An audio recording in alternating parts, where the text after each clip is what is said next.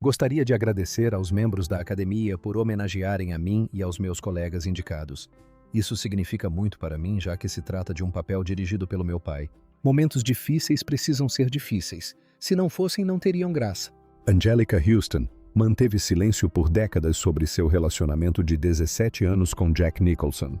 Todos sabiam que ele a traiu, mas ninguém conhecia a verdadeira história. Em 2025, aos 74 anos, ela finalmente quebrou o silêncio. Revelou a chocante verdade sobre o motivo de ter permanecido ao seu lado apesar de tudo. Os casos extraconjugais, a violência, as gravidezes secretas e o momento em que ela o espancou com os punhos até que ele se acovardasse. Mas sua maior confissão não foi sobre as traições dele. Foi sobre um segredo que ela guardou por 6 anos e que mudou tudo. Angelica Houston nasceu em 8 de julho de 1951 em Los Angeles, no Hospital Cedars of Lebanon. Mas até mesmo seu nascimento foi marcado por drama. Seu pai, o famoso diretor John Huston, estava a milhares de quilômetros de distância em Uganda filmando uma aventura na África. Ele precisou ser contatado por telegrama em uma agência dos Correios local para ser informado do nascimento da filha. Sua mãe, Henria, era uma talentosa bailarina. E Angélica entrou para uma família que parecia mágica por fora, mas era um lar estranho.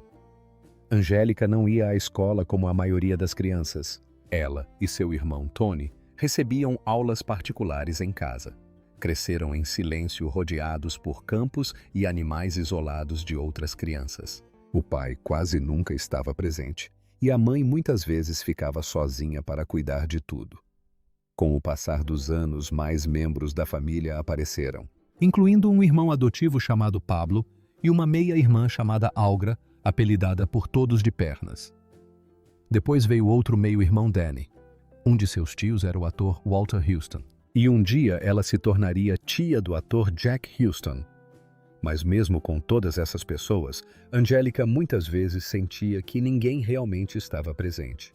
Então, tudo desmoronou em 29 de janeiro de 1969. Henria tinha apenas 39 anos quando morreu em um violento acidente de carro perto de Dijon, na França. O carro saiu da estrada e caiu em uma vala. Angélica, que tinha 17 anos na época, sentiu a terra tremer sob seus pés. Perder a mãe daquela forma não trouxe apenas tristeza. Trouxe raiva, abandono e confusão. Ela não era mais criança, mas ainda não era adulta. E agora? A única pessoa que sempre estivera ao seu lado havia desaparecido. Logo depois, ela se mudou da Irlanda para Londres com o pai. Mas nada naquela mudança lhe pareceu um novo começo. Pelo contrário, só intensificou o vazio.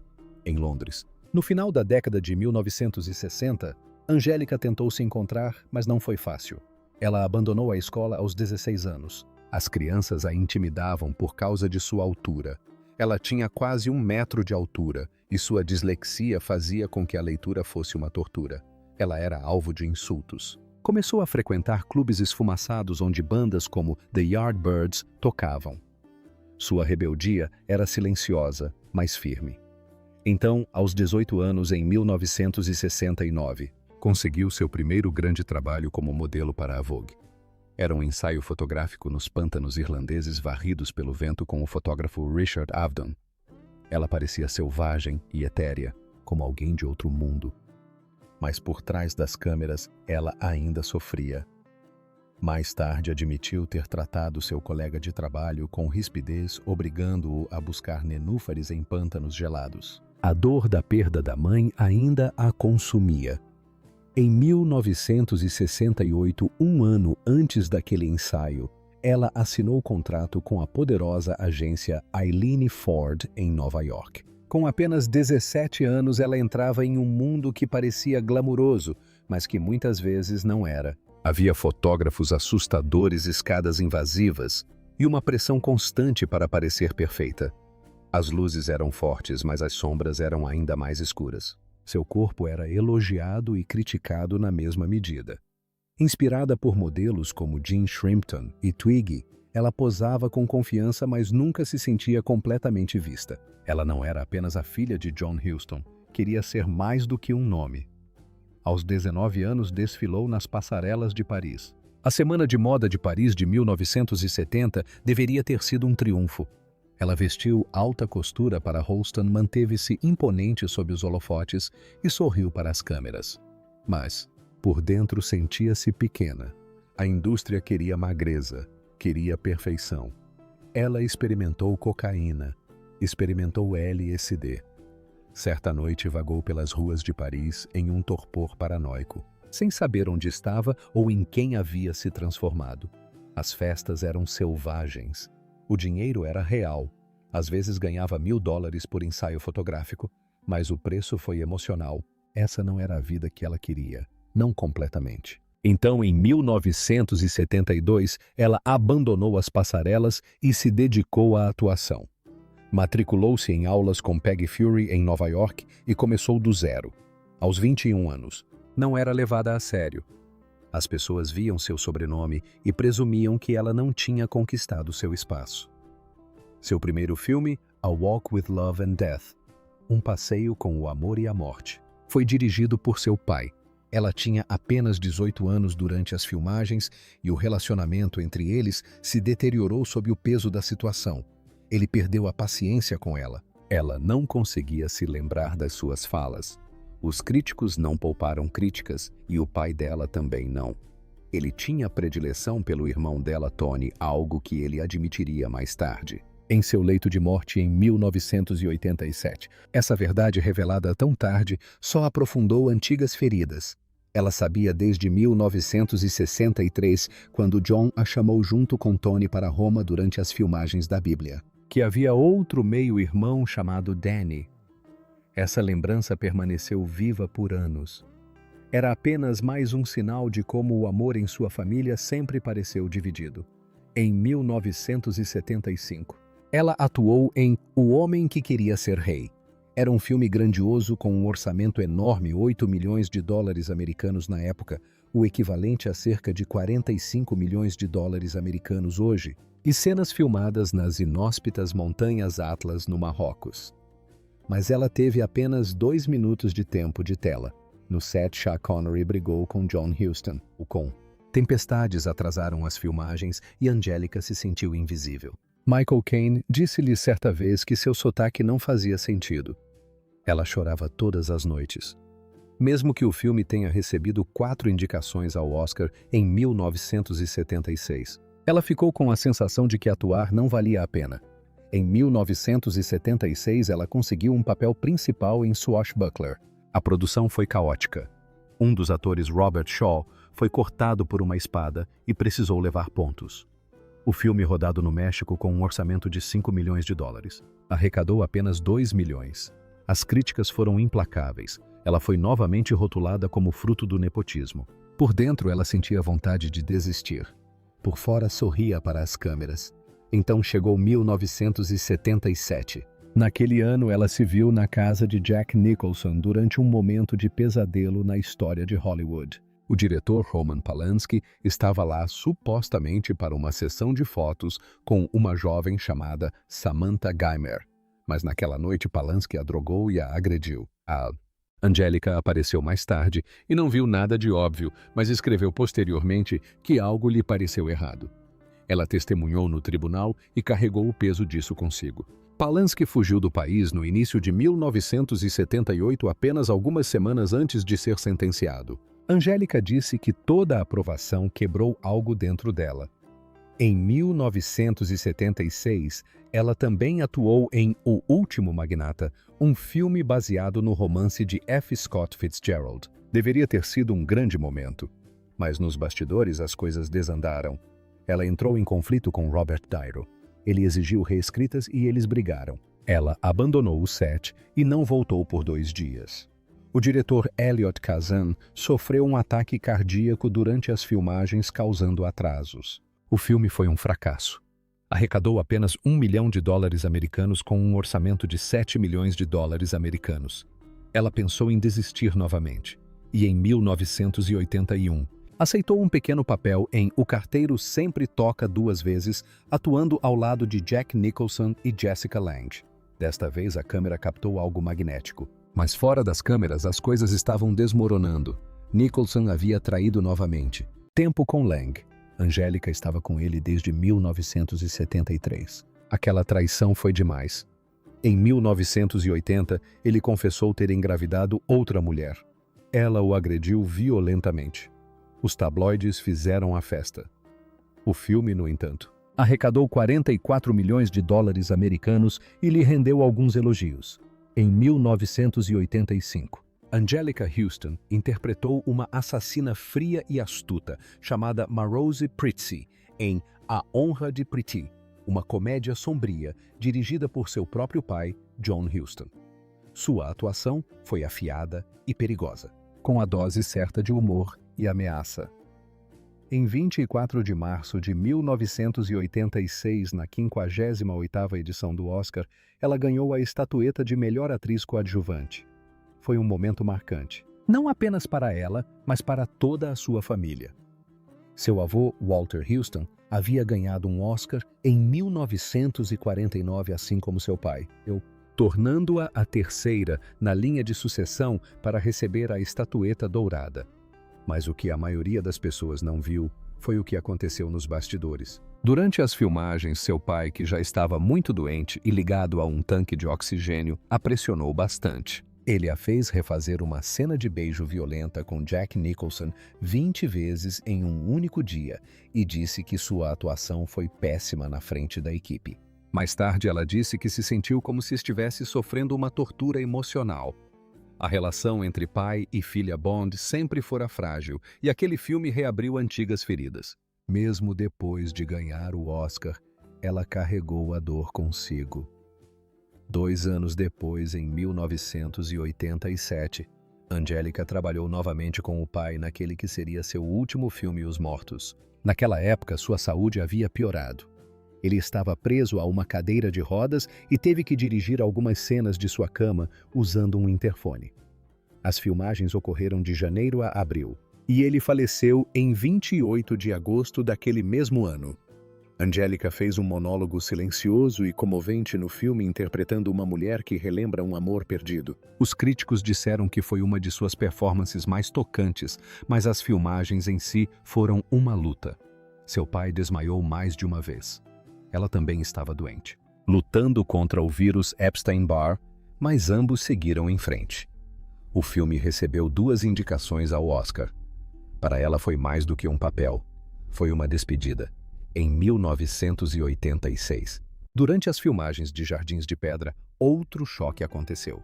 Durante uma cena de batalha que deveria se parecer com a Guerra do Vietnã, uma explosão cenográfica deu errado. Um membro da equipe chamado David Ball ficou gravemente ferido, sofrendo queimaduras e ferimentos por estilhaços. Anjelica estava presente quando aconteceu. Mais tarde, ela disse que o incidente abalou sua confiança na segurança dos sets de filmagem. A OSHA multou o estúdio por violações. O filme foi lançado em maio de 1987, mas o acidente assombrou todos que trabalharam nele. Depois veio Crimes e Pecados em 1989. Nesse filme, ela interpretou uma mulher traída pelo homem que a amava. Mas não era apenas atuação. Ela se sentiu profundamente desconfortável durante as filmagens. O diretor Woody Allen não permitiu ensaios e só permitia uma tomada para as cenas emotivas. Ela disse que se sentiu exposta e nervosa. Algumas cenas eram tão intensas que ela se sentiu isolada e vulnerável. E anos depois, quando Alan enfrentou controvérsias, ela relembrou aquela experiência com desconforto, questionando todo o processo. Um de seus papéis mais icônicos foi em 1991, quando interpretou Morticia Addams em A Família Addams. Mas interpretar Morticia não foi tão fácil quanto parecia. Ela usava um espartilho de metal tão apertado que lhe causava dores de cabeça e a impedia de se deitar entre as filmagens. Luzes eram direcionadas para seus olhos em todas as cenas e sua pele era esticada com fita adesiva para criar uma aparência assustadora. Ao final das filmagens, ela estava tão exausta que queimou todo o figurino em uma fogueira. Mesmo assim, o filme se tornou um enorme sucesso, arrecadando mais de 191 milhões de dólares. Ela chegou a ser indicada ao Globo de Ouro. Retornou em 1993 para A Família Addams 2. Em uma cena, ela queima uma casa de bonecas no palco, e esse momento foi ideia dela.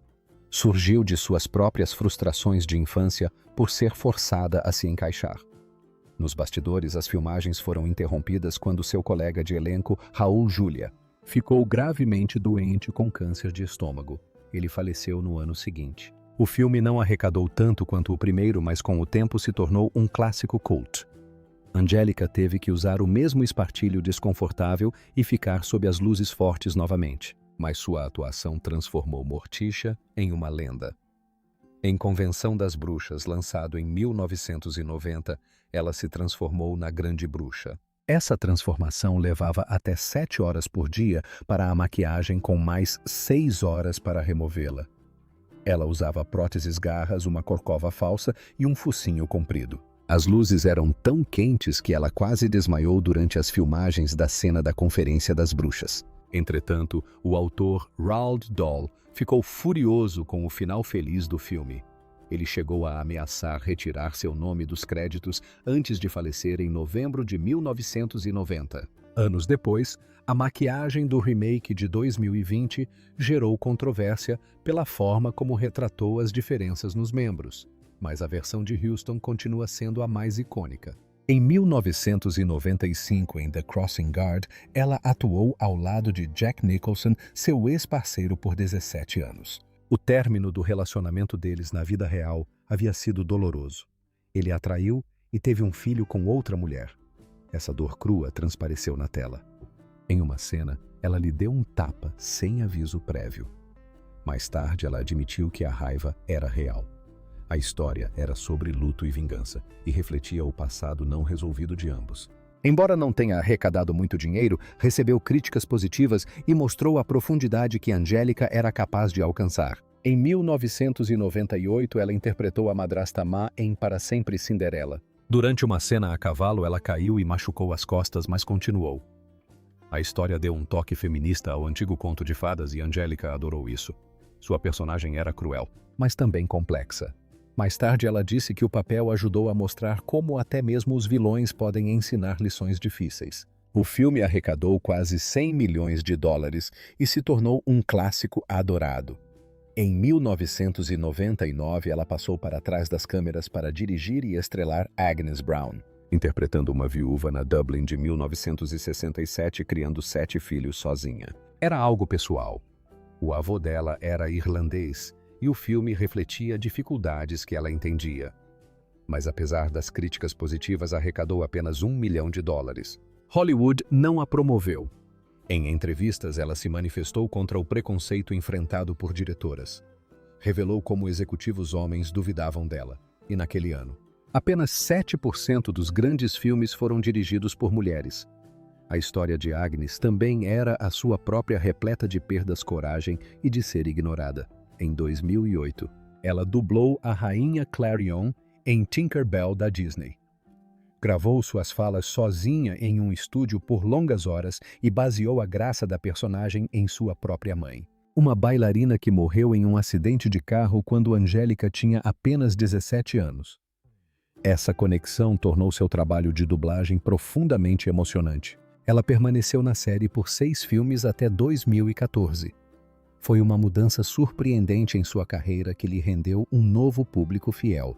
Em Iron Jawed Angels, 2004, ela interpretou a líder sufragista Carrie Chapman Catt. As filmagens externas em clima congelante foram tão extremas que Angélica contraiu pneumonia e precisou ser hospitalizada. Mesmo assim, ela perseverou. O filme mostrou mulheres sendo alimentadas à força durante greves de fome e atraiu milhões de espectadores. Posteriormente, ela doou seus 750 mil dólares americanos de cachê para grupos de defesa dos direitos das mulheres. Em 2006, ela participou de 5 episódios de Huff, interpretando uma terapeuta durona que também lutava contra seus próprios problemas. Aos 55 anos, fez uma cena de nudez ousada sem dublê de corpo. Muitos ficaram chocados, mas ela disse que era importante lutar contra o preconceito de idade em Hollywood. A audiência desse episódio aumentou e os críticos elogiaram sua coragem. Ela também dirigiu o telefilme de 2005 Riding the Bus with My Sister, mas entrou em conflito com os produtores, que suavizaram a história. Mais tarde, ela se recusou a promover a versão final, dizendo que não parecia mais real. Apesar disso, o filme atraiu 15 milhões de espectadores em sua noite de estreia, mas ela jurou nunca mais trabalhar em um projeto para a televisão aberta. Em 2012, ela interpretou Eileen Rand em Smash da NBC, um drama sobre os bastidores da Broadway. Ela trouxe uma energia contagiante para o papel, chegando a improvisar acessos de raiva baseados em antigas memórias do teatro. Mas a audiência da série caiu e ela foi cancelada após 2 temporadas. Ela disse que foi uma dura lição sobre o quão cruel a televisão pode ser. Então, em 2019, aos 68 anos, ela assumiu um papel surpreendente em John Wick. Capítulo 3. Ela treinou por 6 semanas para as cenas de luta, chegando a dar 17 tapas em Keanu Reeves em uma única tomada. O que ninguém sabia na época era que ela estava lutando silenciosamente contra um câncer de garganta. Ela tinha um tumor e passou por 12 sessões de radioterapia, perdendo 7 quilos durante as filmagens. Em um determinado momento, ela fraturou o pulso durante uma cena de ação, mas continuou.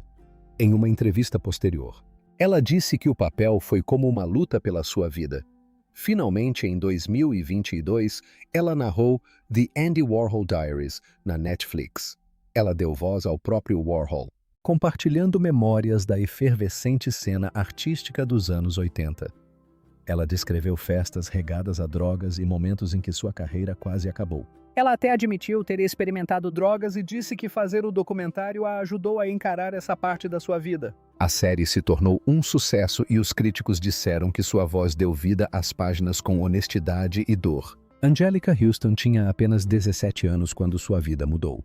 Em 1969, ela conheceu um fotógrafo chamado Bob Richardson durante uma sessão de fotos para a revista Harper's Bazaar para o seu filme A Walk with Love and Death.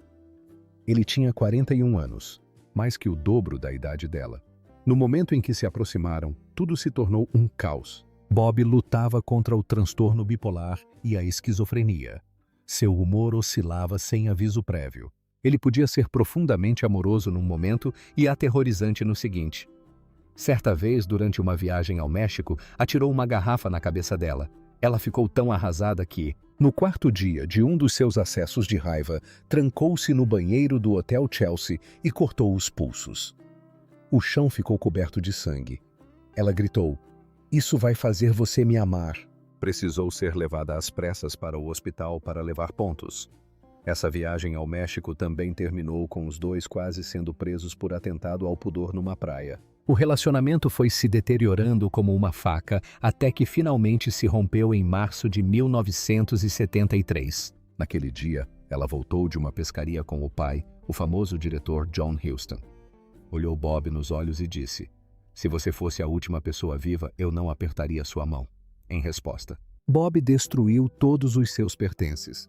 O relacionamento rendeu ao mundo fotografias inesquecíveis, mas roubou-lhe a juventude. Nessa mesma época, em 1972, Anjelica começou um relacionamento com o ator Ryan O'Neal. Esse relacionamento também chegou ao fim. Em uma festa chique em Beverly Hills, Ryan repentinamente se tornou violento na frente dos convidados. Ele a agarrou pelos cabelos e bateu a testa na dela. Ela cambaleou sentindo dor e se escondeu no banheiro, mas ele a seguiu e a golpeou na cabeça com as mãos abertas até simplesmente sair. Alguns dizem que ela revidou com uma garrafa de champanhe antes que a situação se resolvesse. Ele chegou a ameaçar a irmã dela, Algra, e a cheirar cocaína abertamente. Ela pôs fim ao relacionamento naquela mesma noite, mas a dor daquela noite a acompanhou para sempre. Logo depois, ela voltou a se relacionar com alguém mais familiar, Jack Nicholson.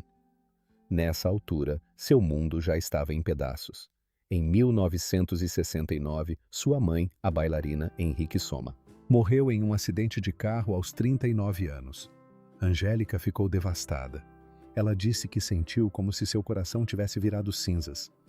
Ela tentou fazer terapia. Ela mantinha um diário, mas nada podia substituir sua mãe. Até mesmo flores de amigos como o fotógrafo Dick Avdon a deixavam mais furiosa do que consolada. Ela admitiu que o incidente em que cortou os pulsos com Bob Richardson não tinha a ver apenas com ele. Era o peso de seu luto. Sua mãe havia perdido a própria mãe aos 4 anos. Agora, a dor se repetia. Nos anos seguintes, Angélica se voltou para a atuação e as drogas tentando se manter à tona. Em 1973, após o término com Bob e seu breve e violento relacionamento com Ryan, ela começou a se reconstruir aos poucos. Tudo mudou novamente em 22 de abril de 1973. Naquela noite, Jack Nicholson a convidou para sua festa de aniversário. Ela tinha 21 anos, ele 36. Dançaram por horas. Naquela noite, ela não foi para casa. Na manhã seguinte, ele a presenteou com um Mercedes conversível. Mas o conto de fadas desmoronou rapidamente. Ele cancelou um encontro logo depois, dizendo que tinha outro compromisso. Esse compromisso acabou sendo um encontro secreto com sua ex-namorada Michelle Phillips, da banda The Mamas and the Papas. Esse tipo de traição tornou-se um padrão. Nicholson era charmoso, mas não escondia seus casos extraconjugais. Em 1973, durante um período de afastamento no relacionamento, Angélica o deixou brevemente para ficar com Ryan O'Neal, mas após a violência, ela voltou para Jack em 1975. Em 1977, eles foram morar juntos em Mulholland Drive. Mas Jack já havia dormido com tantas mulheres garçonetes, modelos, atrizes. Ela encontrou roupas femininas na casa dele mais de uma vez. Ele teve outros filhos. Um dia, em 1982, uma jovem, Gwyneth Paltrow, sussurrou que Nicholson a assustava. Angélica respondeu, com razão, ele também me assusta. Quando chegou o Natal de 1980, as rachaduras eram profundas, naquele dia. Nicholson lhe deu uma pulseira de diamantes e pérolas. A pulseira havia pertencido a Ava Gardner e fora um presente de Frank Sinatra. Mas não era uma doce surpresa, era uma tentativa de encobrir algo. Ela acabara de descobrir um caso que ele tivera com uma modelo dinamarquesa enquanto ela estava fora filmando novamente O Carteiro Sempre Toca Duas Vezes. A pulseira, que hoje valeria cerca de $50 mil, parecia uma armadilha. Eles brigaram por causa disso. Ela o confrontou sobre as apostas que ele fizera com 15 mulheres só naquele ano. Ela guardou a pulseira, mas o significado dela nunca se apagou. Em 1985, ela ganhou um Oscar por sua atuação ao lado de Nicholson em homenagem a Pree, mas nem mesmo o sucesso conseguiu consertar o que estava quebrado. Naquele mesmo ano, ele a pediu em casamento pela terceira vez. A primeira vez fora em 1975, depois novamente em 1980 e agora mais uma vez. Mas ela o rejeitou todas as vezes. Em 1988, durante os ensaios para o filme Os Impostores, Jack teve outro caso. Então veio o golpe final. Em dezembro de 1989, eles estavam jantando quando Jack olhou para ela e disse que sua nova namorada, Rebecca Broussard, de 26 anos, estava grávida. Angélica perdeu a cabeça. Ela invadiu o escritório dele e o espancou repetidamente até que ele se acovardou. Ele tentou fazer piadas sobre o assunto mais tarde, mas a dor era real. Nicholson já tinha uma filha de 1963. Agora ele teria mais 2 filhos, Lorraine em 1990 e Ray em 1992. Houston se mudou no mês seguinte, em janeiro de 1990. Ela descobriu a gravidez não por Jack, mas por um artigo da Playboy. Anos depois, ela admitiu que bater nele lhe dava prazer. Era o único momento em que conseguia liberar a dor de todos aqueles anos e de todas aquelas mulheres. Mesmo assim, eles permaneceram estranhamente próximos. E quando incêndios florestais devastaram a Califórnia em 2025, foi Jack quem ligou para ela primeiro. Em 7 de janeiro de 2025, os incêndios destruíram mais de 6.500 estruturas em Los Angeles. Houston teve que fugir de seu rancho na Serra Nevada com seus cães, gatos e governanta. Sua casa quase não sobreviveu. A energia elétrica e a água ainda estavam cortadas semanas depois. Foi então que Jack Nicholson, agora com 87 anos, ofereceu sua casa para ela. Ela tinha 73. Ela disse que foi uma demonstração de doçura comovente.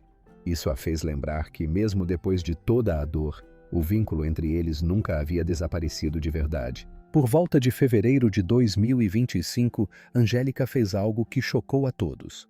Ela finalmente admitiu por que permaneceu com Jack por 17 anos apesar de tudo. Eu o amava, disse ela, acrescentando que nunca considerou a infidelidade dele como algo pessoal. Era simplesmente o jeito dele. Ela aprendeu a se proteger. Dizia que em Hollywood era preciso ser durona. E mesmo quando ele teve um filho com outra mulher em 1990, ela nunca o odiou. Disse que a amizade deles ainda importava. Ela nunca o processou por dinheiro. Embora seus inúmeros casos extraconjugais supostamente lhe tenham custado mais de 10 milhões de dólares em acordos, em vez disso, usou sua dor para criar papéis marcantes. Então, em abril de 2025, outro segredo veio à tona. Angélica revelou que havia sido diagnosticada com câncer em 2019, pouco antes do lançamento de John Wick. Capítulo 3. Parabellum. Ela manteve o diagnóstico em segredo por 6 anos, e agora aos 73 está livre do câncer há 4 anos. Ela disse que a doença a fez enxergar a vida de forma diferente. Não revelou o tipo de câncer, mas compartilhou como a doença a fez rir mais e se estressar menos. Seus médicos salvaram sua vida. Ela disse estar orgulhosa de ter sobrevivido. E finalmente ela estava aprendendo a viver plenamente assim como as rosas que plantou dentro de si.